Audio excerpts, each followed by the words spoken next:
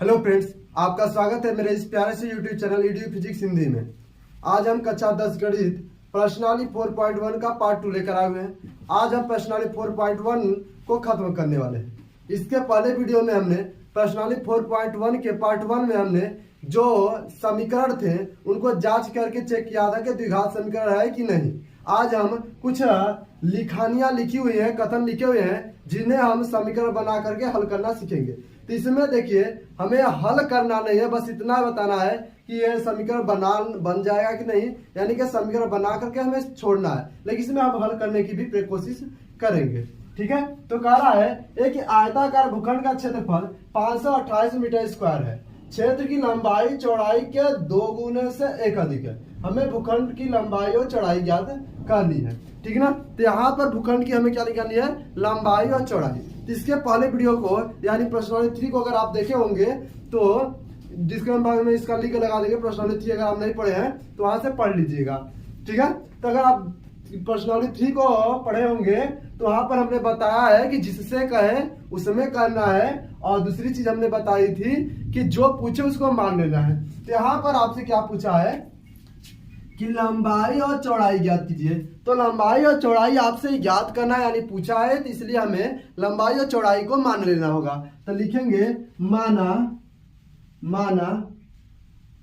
अब देखिए आयताकार भूखंड है, तो माना आयताकार भूखंड की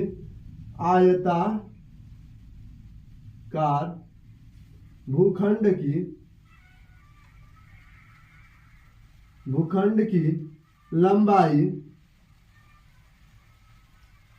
x मीटर तथा चौड़ाई y मीटर है। अब यहाँ पर हमने मान लिया कि जो आयताकार भूखंड है इसकी लंबाई x मीटर और चौड़ाई y मीटर है। ठीक है, अब देखिए यहाँ पर क्या करने वाले हैं। तो यहाँ पर जब हम ये लंबाई और चौड़ाई पता चल गई तो हम प्रश्नानुसार कर लेते हैं, यानी कि प्रश्नानुसार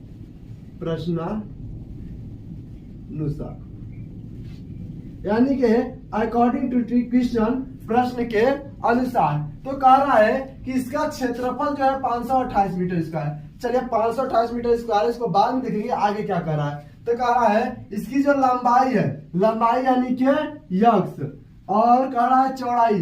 तो हम बताए हैं इस प्रकार की जो चीजें लंबाई चौड़ाई 2x y के बारे में जब बात किया जाए तो उसे हम बराबर में दिखा देते हैं। पहले तो x बराबर y कर रहे हैं, फिर चौड़ाई क्या 2 गुने, तो किससे, चौड़ाई से। तो जिससे कहे उसमें करना होता है, तो चौड़ाई से 2 गुना है, यानी चौड़ाई में हमें 2 से गुणा करना है। 2 गुने से 1 अधिक है। अब 1 अधिक है, यानी कि यहाँ पर हमें 1 को क्या करना पड़ेगा, ऐड करने का। ठीक है, आई बात समझ में। अब इसे हम समीकरण 1 बना लेते हैं। ठीक है, अब यहाँ पर हमें पता चल गया कि x बराबर 2y प्लस 1। अब कह रहा है कि आयताकार भूखंड का जो क्षेत्रफल है 528 मीटर स्क्वायर है। तो यहाँ पर लिखेंगे आयत का क्षेत्रफल बराबर, क्या लिखेंगे, आयत का क्षेत्रफल बराबर क्या हो जाएगा, 528। ठीक है, अब आयत का क्षेत्रफल का सूत्र क्या होता है, लंबाई गुणे चौड़ाई, यानी कि x इंटू वाई इक्वल 528 हो जाएगा। ठीक है, अब देखिए यहाँ पर जो x की वैल्यू है, यहाँ पर देखिए x की वैल्यू जो है 2y है। x की वैल्यू क्या है, 2y है, यानी इस x के जगह पर हम क्या लिखेंगे, 2y प्लस 1। ठीक है, x की जगह पर हम क्या लिखेंगे, 2y प्लस 1। अब यहाँ पर देखिए बाहर तो y बचा है गुणे में, तो y बराबर क्या हो जाएगा, 528। क्लियर है यहाँ तक? यहाँ तक किसी को कोई दिक्कत नहीं होनी चाहिए। अब चलते हैं आगे। तो यहाँ पे देखिए y की गुणा 2y से जब कराएंगे तो क्या होगा, 2y स्क्वायर, क्या हो जाएगा, 2y स्क्वायर प्लस y हो जाएगा अब बराबर 528। ठीक है, अब यहाँ पर देखिए 528 को इधर लाएंगे, पश्चांतर कर लेंगे, तो 2y स्क्वायर और प्लस y, अब इसको इधर लाएंगे तो माइनस 528 बराबर 0। ठीक है, तो यहाँ पर ये आपका बुक का आंसर हो गया, ये जो हो गया आंसर हो गया। ठीक है, यानी कि Y 2y² plus Y minus 528, ये आपका क्या बन गया, आंसर बन गया। अगर आप इसे सॉल्व करना चाहते हैं यानी y की वैल्यू निकालना चाहते हैं, x की वैल्यू निकालना चाहते हैं, आप जानना चाहते हैं कि आखिर ये जो आयताकार भूखंड है इसकी लंबाई और चौड़ाई क्या होगी, ठीक है, तो उसके लिए हम क्या करेंगे, तो चलिए इसके आगे हम सॉल्व करते हैं। तो हमारा जो इक्वेशन बना है 2y² प्लस वाई माइनस 528, ठीक है, तो इसके बराबर हो जाएगा 0। अब हम आपको बताए हैं कि जो y² के सामने, स्क्वायर के जो सामने होता है अचर 5 से गुणा कर देते हैं, यानी 528 का जब 2 से गुणा कराएंगे तो क्या बनेगा 1064, क्या बनेगा 1064। अब 1064 का ऐसा क्या खंड होगा जिसका घटाने पर तो y आए लेकिन गुणा करने पर 1064, ठीक है, तो ऐसा आपको खोजना है।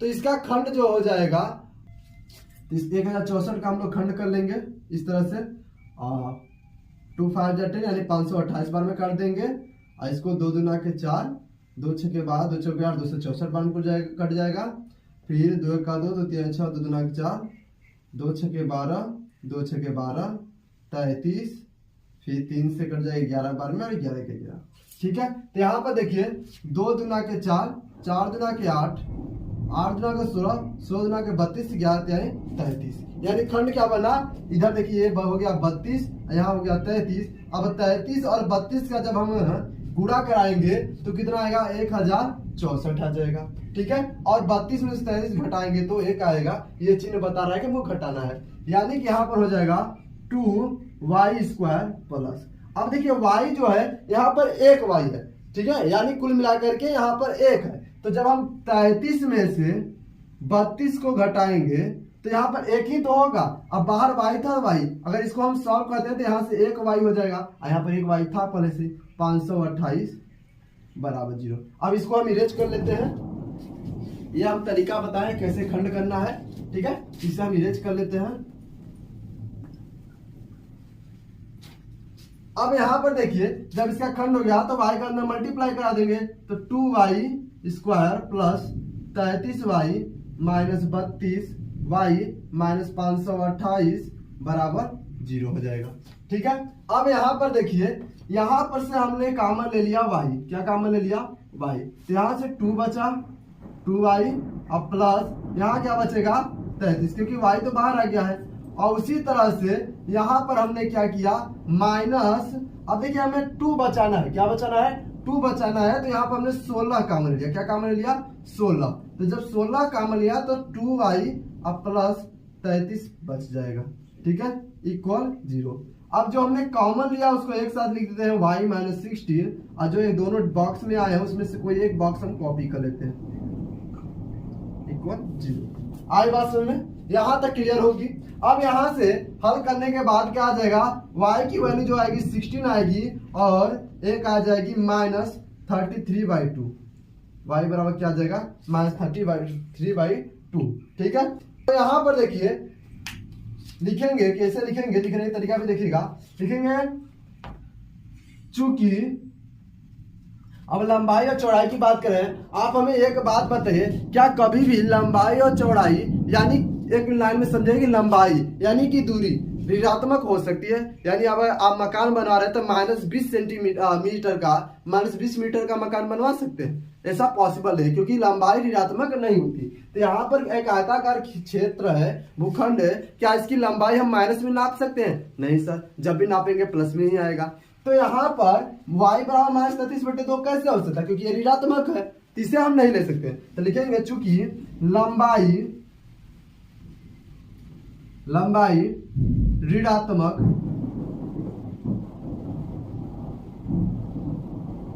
नहीं हो सकती,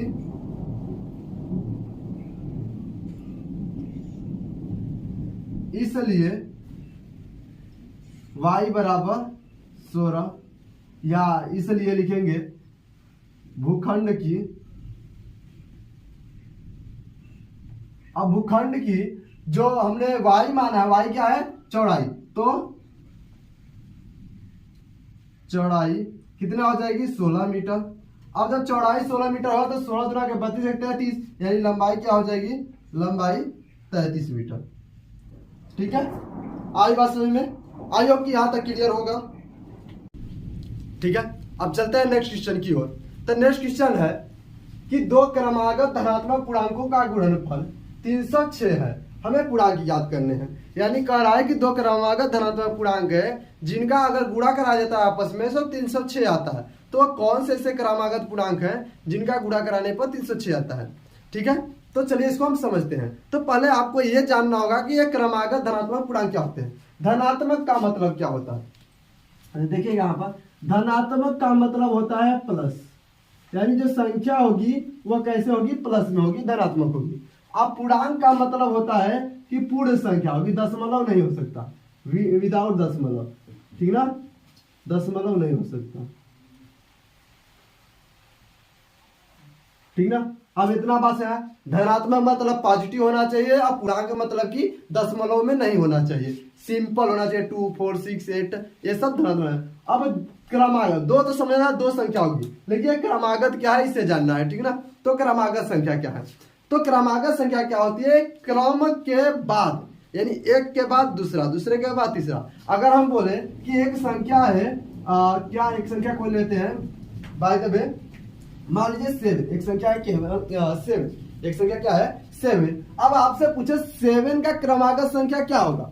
अगर आपसे पूछे कि 7 की क्रमागत संख्या क्या होगी, यानी 7 जो है इसके अगली संख्या क्या होगी, तो 7 की क्रमागत संख्या होगी 8, 8 की क्रमागत संख्या 9। यानी सब में क्या क्या है, 7 में हमने +1 किया है, 8 में +1 किया है, और 9 में +1 करेंगे तो कितना आएगा 10। यानी कि जो आपकी संख्या है उसमें +1 करते हैं तो अगली क्रमागत संख्या निकल जाएगी, फिर उसमें +1 करेंगे तो अगली क्रमागत संख्या निकल जाएगी। ठीक है, तो चलिए अब हम इसे सॉल्व करते हैं। देखिए, अगर आपको वीडियो अच्छा लग रहा हो तो वीडियो को लाइक करके चैनल को सब्सक्राइब कर दीजिएगा, क्योंकि चैनल को सब्सक्राइब करने में आपका 1 भी रुपए नहीं लगता है, लेकिन आपके सब्सक्राइब करने से में कुछ आर्थिक सहायता मिल सकते हैं, जिससे हम डिजिटल बोर्ड पर आ जाएंगे। अभी व्हाइट बोर्ड पर हम पढ़ा रहे हैं, जिससे कुछ इशू हो जाते हैं या डेली क्लासेज आपको नहीं मिल पाते, क्योंकि व्हाइट बोर्ड पर वीडियो बनाने के बाद अधिक से अधिक एडिट करना पड़ जाते हैं। ठीक ना, तो अब यहाँ पर हम क्या करने वाले हैं,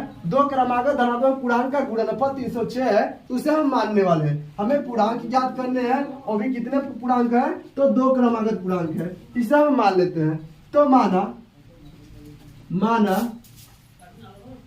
पहली क्रमागत संख्या, माना पहली क्रमागत संख्या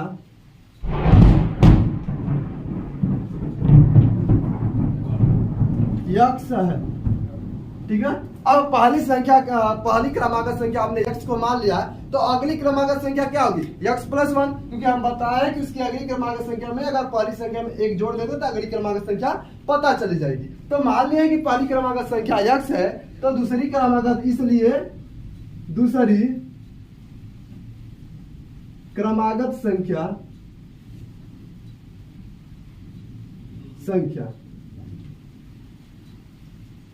x + 1 होगी, x + 1 होगी। ठीक है ना, अब हमें क्रमागत संख्याएं पता चली गई। अब कह रहा है इनका जो गुणनफल है, इनका गुणनफल जो है 306 है, यानी पहली क्रमागत संख्या x, दूसरी क्रमागत संख्या x + 1 का अगर गुणा कराते हैं तो 306 आएगा। ठीक है, इनका आपस में गुणा कराते हैं तो 306 आएगा। अब इसे हम गुणा करा कर चेक कर लेते हैं। तो यहाँ पर देखिए x का x से गुणा कराएंगे तो x² हो जाएगा, फिर इस x का +1 से कराएंगे तो x = 306। आई बात समझ में? अब 306 को इधर लाएंगे, पहचानता करेंगे तो x² + x - 306 बराबर कितना हो जाएगा 0। अब ये जो है ये आपके बुक का आंसर हो गया, ये जो है बुक का आंसर हो गया।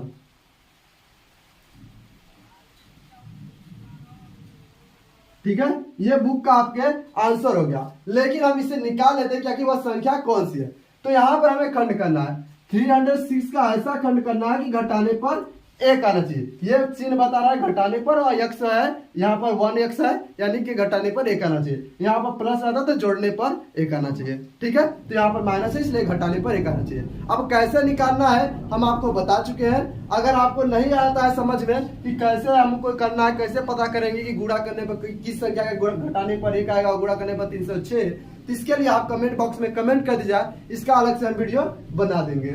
ठीक है, तो यहाँ पर देखिए हमने संख्या चूज कर ली है, हमें पता है वो संख्या कौन सी है, खंड हमने कर लिया है, तो वह संख्या हो जाएगी 17 और 18। इसका खंड क्या बनेगा 17 और 18। जब 17 का 18 से गुणा कराएंगे तो कितना आएगा, 17 और 18 गुणा कराने पर 306 आएगा, जबकि घटाने पर कितना आएगा, घटाने पर -1 यानी 1 आएगा, घटाने पर 1 आएगा। ठीक है, तो यहाँ पर इसका खंड बन जाएगा 17 और 18। तो देखिए यहाँ पर x² हो जाएगा प्लस, अब देखिए यहाँ पर 1x है, और जब हम 17 में से 18 घटाएंगे तो 1 बचेगा, तो यहाँ पर 18 - 17 जब लिख देंगे तो यानी हम कुछ नहीं लिखे, यहाँ पर 1 ही लिखे, लेकिन लिखने का तरीका जो है चेंज हो गया है। तो यहाँ 18 में से 17 घटा दिए तो 1 हो गया, और यहाँ पर क्या हो जाएगा x। ठीक है, -306 = 0। ठीक है, अब यहाँ पे देखिए क्या हो जाएगा, यहाँ पे x की हम मल्टीप्लाई करा देंगे तो हो जाएगा x² + 18x - 17x - 306 = 0। ठीक है, अब यहाँ पर देखिए हम क्या करने वाले हैं, इससे हम x को कॉमन ले लेंगे। तो यहाँ से देखिए x को जब हम कॉमन लेंगे तो यहाँ पर x + 18 हो जाएगा, और यहाँ से -17 कॉमन लेंगे तो x - 18 हो जाएगा। ठीक है, सॉरी माइनस कॉमन लेंगे तो यहाँ पर प्लस हो जाएगा, = 0। तब देखिए क्या हो जाएगा, x - 17 एंड x + 18 = 0। ठीक है, यहाँ तक क्लियर हो गया होगा। अब देखिए यहाँ से x की वैल्यू जो हो जाएगी, x की वैल्यू हो जाएगी 17 और x की वैल्यू क्या हो जाएगी -18। अब देखिए चूंकि यहाँ पर क्या कहा है कि धनात्मक पूर्णांक ज्ञात कीजिए, तो धनात्मक पूर्णांक यानी प्लस चाहिए, यहाँ पर 18 तो माइनस आ गया, इसलिए 18 को हम क्या करेंगे छोड़ देंगे और 17 को पकड़ लेंगे। तो यहाँ पर लिखेंगे, क्या लिखेंगे, यहाँ पर लिखेंगे, करवा ले रहा है, तो लिखेंगे चूंकि, क्या लिखेंगे, चूंकि x बराबर -18, x बराबर -18 ऋणात्मक है, ऋणात्मक है, इसलिए x बराबर 18 -18 को छोड़ने पर अतः पहली क्रमागत संख्या 17 तथा दूसरी क्रमागत संख्या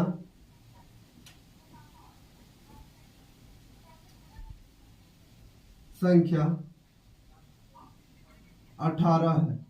ठीक है, पहली क्रमागत संख्या 17 और दूसरी क्रमागत संख्या 18। आई होप की समझ में आ गया होगा। अगर आपको वीडियो अच्छा लगा हो तो वीडियो को लाइक करके चैनल को सब्सक्राइब कर दीजिएगा और अपने दोस्तों तक वीडियो शेयर कर दीजिएगा। ठीक है, अब नेक्स्ट क्वेश्चन की ओर चलते हैं। Question number 3। क्वेश्चन नंबर 3 कह रहा है कि रोहन की माँ उससे 26 वर्ष बड़ी है। कह रहा है कि रोहन की जो माँ है उससे 26 वर्ष बड़ी है, यानी रोहन से 26 वर्ष बड़ी है। उनकी आय का गुणनफल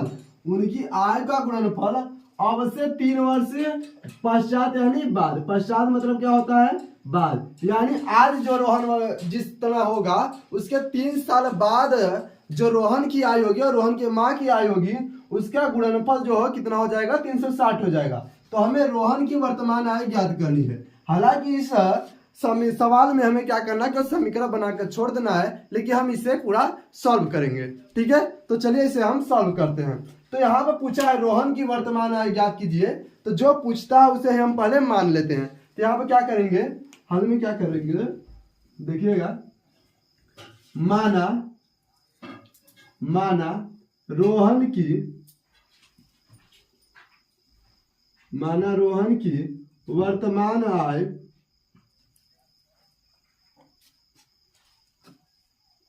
x वर्ष है।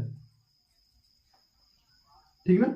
हमने मान लिया कि रोहन की जो वर्तमान आयु है वह x वर्ष है, ठीक है। तो अब देखिए जब रोहन की वर्तमान आयु x वर्ष हो गई, यानी मान लीजिए कि हमारी उम्र 20 साल है, हमारी उम्र 20 साल है और हमारे पिताजी जो हैं हमसे 20 साल बड़े हैं, तो पिताजी की उम्र क्या होगी, तो हमें हमारी उम्र में जितने बड़े उसको ऐड कर दिया जाए तो पिताजी की उम्र पता चल जाएगी। यानी 20 साल के हम हैं और हमसे 20 साल हमारे पिताजी बड़े हैं, तो 20 20 40 हो जाएगा। तो उसी तरह से रोहन की उम्र जो है x वर्ष है, रोहन की उम्र कितनी हो गई, x वर्ष है। और रोहन की जो माँ है रोहन से 26 वर्ष बड़ी है, यानी कि रोहन की आयु में अगर हम 26 ऐड कर देते हैं तो रोहन की माँ की उम्र पता चल जाएगी। तो इसलिए हम क्या करेंगे, इसलिए रोहन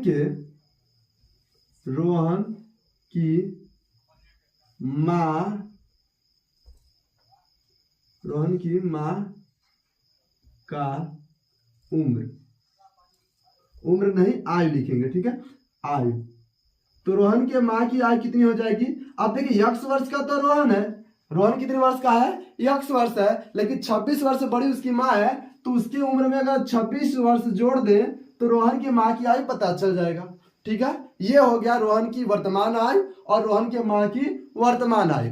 अब यहाँ पर सवाल में पढ़ेंगे आप तो कह रहा है 3 वर्ष पश्चात। अब पश्चात मतलब होता है बाद, यानी आज से आने वाले फ्यूचर में, यानी इस वर्ष सन 2025 में रोहन x वर्ष का है और उसकी माँ कितनी है, x प्लस 26 वर्ष की है। तो 3 साल बाद बोल रहा है, प्लस 3 वर्ष कर रहा है, यानी 2028 की बात कर रहा है। ये कब की बात कर रहा है, 2028 की बात कर रहा है। और कह रहा है 2028 में रोहन की उम्र क्या होगी और रोहन की माँ की उम्र क्या होगी। तो 2028 में जब जाएंगे तो 3 साल दोनों लोग बढ़ जाएंगे। तो यहां पर क्या हो जाएगी, 3 वर्ष पश्चात रोहन की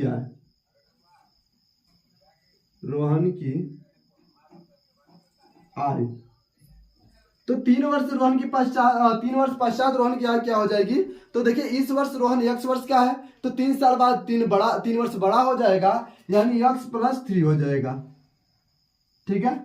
अब जब रोहन बढ़ेगा क्या उसकी माँ नहीं बढ़ेगी, माँ भी बढ़ेंगी, उनकी भी उम्र की बढ़ेगी। तो 3 वर्ष पश्चात रोहन की माँ की आयु, ठीक ना।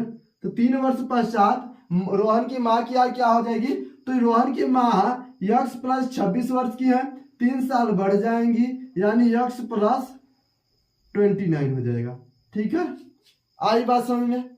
अब देखिए कह रहा है इनका जो गुणनफल है 3 वर्ष पश्चात जो गुणनफल होगा वो कितना होगा, 360 हो जाएगा, यानी कि प्रश्नानुसार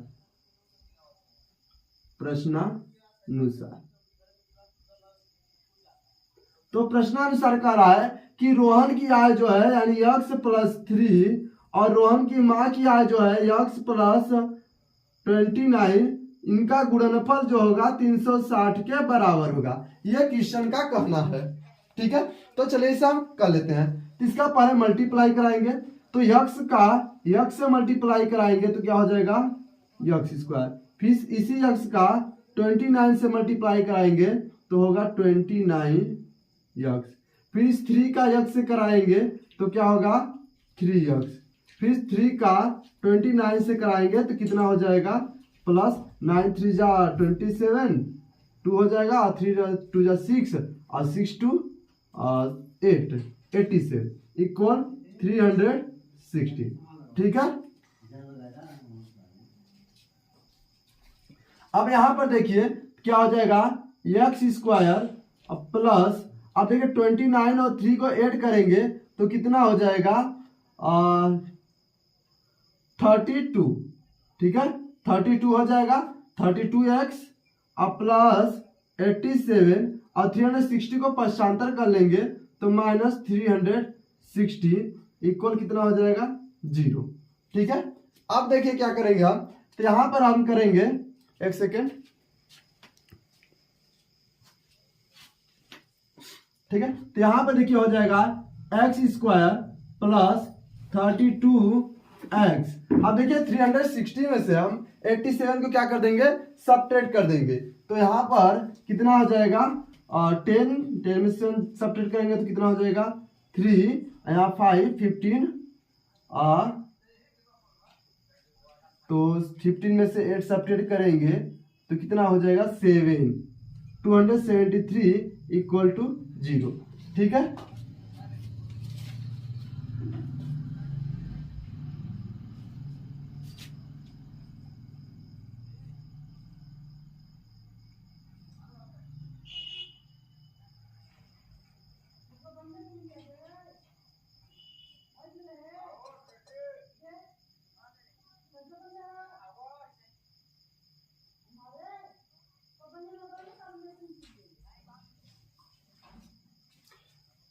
तो ये आपका बुक का आंसर होगा। ठीक ना, बुक में यही आंसर दिया होगा।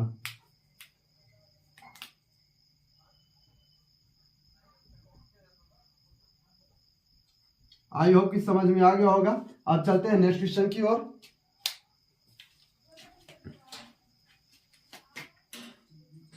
ठीक है, चलते हैं अब आज के लास्ट क्वेश्चन की ओर, और इस चैप्टर का लास्ट क्वेश्चन है, और इसके बाद हम चैप्टर नंबर 4.2 को सॉल्व करेंगे।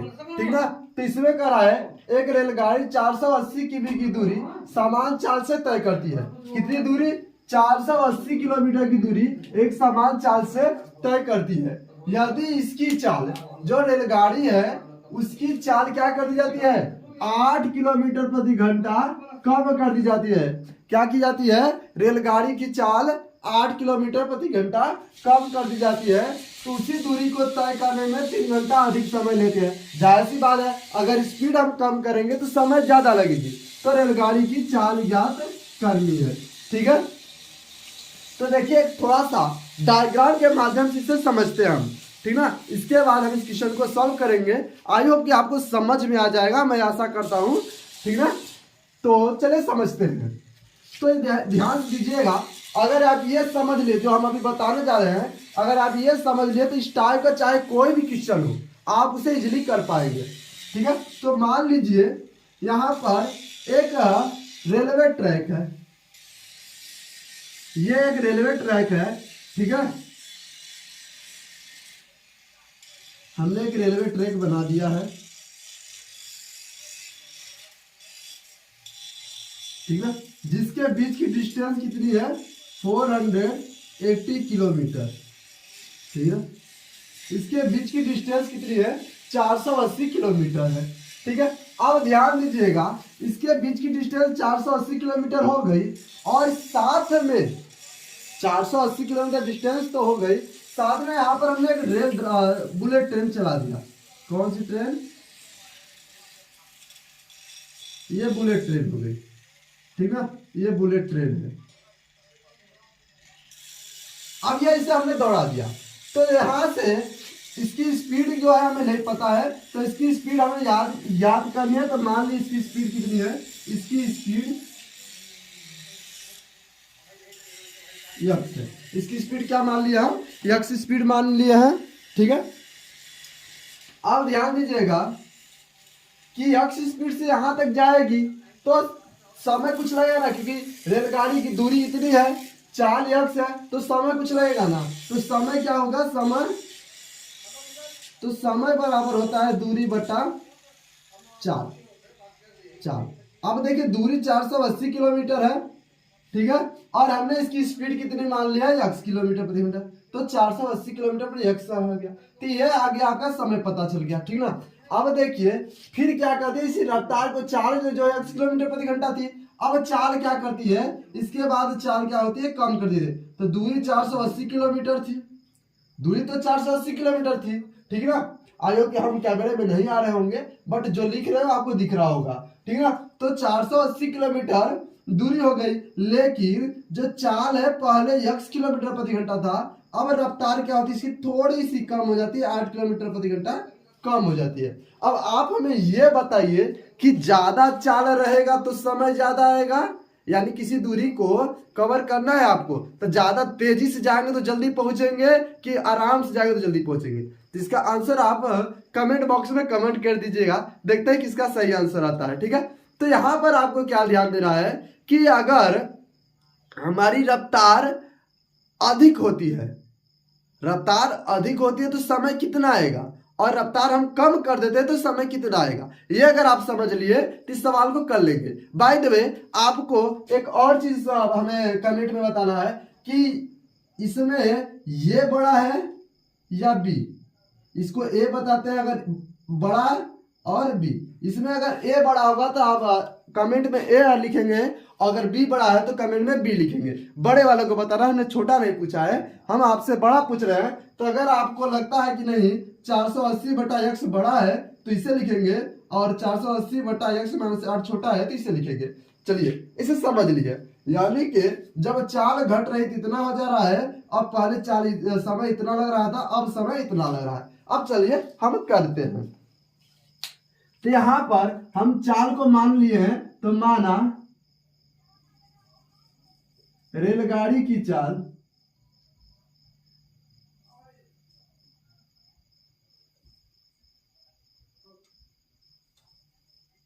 x किमी प्रति घंटा है। हमने रेलगाड़ी की चाल मान ली है x किमी प्रति घंटा है। अब देखिए जब रेलगाड़ी की चाल हमने मान ली है तो प्रश्नानुसार बस कर लेते हैं, प्रश्नानुसार, ठीक ना। अब देखिए इसे बुलेट ट्रेन को हमारे जाने में कुछ समय लग रहा था, लेकिन आने में 1 घंटा अधिक समय लग रहा, यानी गई होगी तेजी से तो वो कम समय ली होगी, जाते समय कम समय लगे होगा।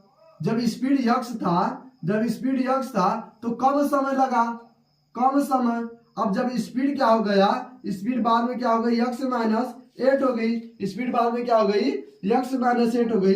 इसमें क्या होगी, ज्यादा समय लगेगा,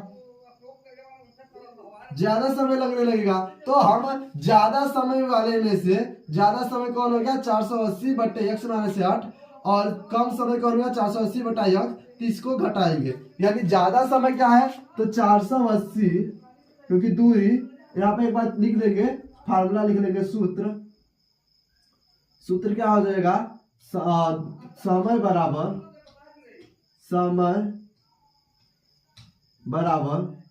दूरी बटे चाल, समय बराबर दूरी बटे चाल। तो यहां पर हम यूज करेंगे प्रश्नानुसार, हो गया है। तो देखिए 480 किलोमीटर दूरी थी और हमको ज्यादा समय जो लग रहा है उसको लिख रहा है x-8, क्योंकि देखिए हर जिसका जितना छोटा होता है। अब बताइए पहले x की वैल्यू कुछ होगी, उसमें से r छोटा है, तो जिसका हर छोटा होगा वो बड़ा वैल्यू देगा, जिसका हर छोटा होगा वो बड़ी वैल्यू देगी, और जिसका हर बड़ा होगा वो छोटी वैल्यू देगी। तो ये बड़ी वैल्यू देगी, और 480/x। अब देखिए इसका हर जो है बड़ा है, x-8 छोटा होगा, x बड़ा है, तो ये छोटी वैल्यू देगी। इनको अगर घटा दे तो 1 आएगा, क्योंकि ये दोनों समय है, और समय का आता सवाल में 3 है, यहाँ पर 3 रहेगा, 3 घंटे अधिक लगता है, ठीक है। इन दोनों को घटा दे तब पता चल जाएगा। सर अभी समझ में नहीं आया, डिटेल समझाइए। तो मान लीजिए ये हमारा सोनभद्र स्टेशन है, ये हमारा सोनभद्र स्टेशन है, ठीक ना, ये सोनभद्र स्टेशन है, और यहां पर हमें पहुंचना है प्रयागराज स्टेशन है, प्रयागराज स्टेशन है। अब सोनभद्र से प्रयागराज स्टेशन के बीच की दूरी कितनी हो गई, 480 किलोमीटर, ठीक ना। अब हमें जो हम ट्रेन में बैठे हैं, त्रिवेणी ट्रेन है, त्रिवेणी, ठीक ना। अब त्रिवेणी ट्रेन से हम जा रहे हैं, तो हमें जाने में जो ट्रेन की चाल थी वो x किलोमीटर प्रति घंटा थी, और हमें प्रयागराज पहुंचा देती है कितने समय में, तो समय बराबर हम यूज करेंगे दूरी बटे चाल। तो दूरी हो गई 480, x समय में पहुंचा दी है, ठीक ना। लेकिन आते समय जब हम रिटर्न हो रहे थे, तो रिटर्न होते समय हम किस ट्रेन में बैठ गए, हम इस बार बैठ गए एक्सप्रेस में, और एक्सप्रेस की जो चाल थी, इसकी जो चाल थी पहले वाली बुलेट ट्रेन से, जो हमारी त्रिवेणी ट्रेन थी, उससे 8 किलोमीटर प्रति घंटा कम थी। यानी जो यक्स थी किसकी थी, हमारे त्रिवेणी की, उससे 8 किलोमीटर प्रति घंटा कम थी, चाल कम थी। अब बताइए, जाते समय चाल ज्यादा थी तो कम समय में जल्दी पहुंचा देगी, लेकिन आते समय चाल कम हो गई तो अधिक समय लेने लगी। चाल कम हो गई तो अधिक समय लेने लगी, यानी अधिक समय हो गया। ये समय जो है, टाइम जो है, सब खेल टाइम का है बेटा।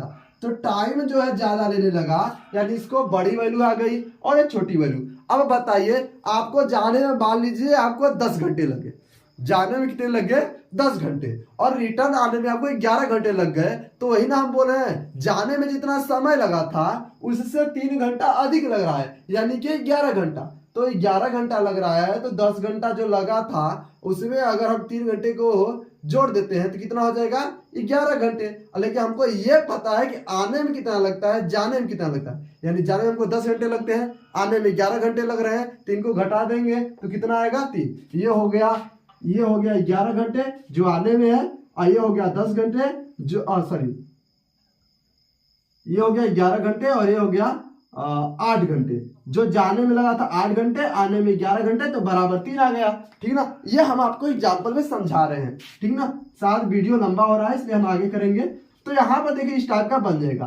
अब यहाँ पर देखिए हर आ गया है, तो हर को हटाने के लिए हम क्या लिखते हैं, लसा वसा लेके करते हैं। तो यहाँ पर इससे गुणा हो जाएगा। देखिए 480 का क्रॉस मल्टीप्लाई इसका x से करा देंगे, x हो जाएगा, और फिर इसका आपस में इससे गुणा करा देंगे तो माइनस था माइनस हो जाएगा। फिर देखिए x का 480 से कराएंगे तो 480 x अब माइनस, अब 8 का गुणा कराएंगे तो 8 शून्य 0, 8 अट्ठा 64 और 8 चौके 32, 6 38, 3840। ठीक है, और बटे, अब देखिए इसका आपस में गुणा कराएंगे तो x स्क्वायर माइनस 8x बराबर 3। अब देखिए यहाँ पर कोष्टक हटा देंगे हम, तो 480 x माइनस 480 x प्लस 3840 बटे x स्क्वायर माइनस 8x बराबर 3/1। ठीक है, अब इसे हम इरेज करेंगे क्योंकि आगे हमें सॉल्व करना है और शायद कैमरे में कट जाए, इसलिए आगे की हम इरेज करते रहेंगे। ठीक है,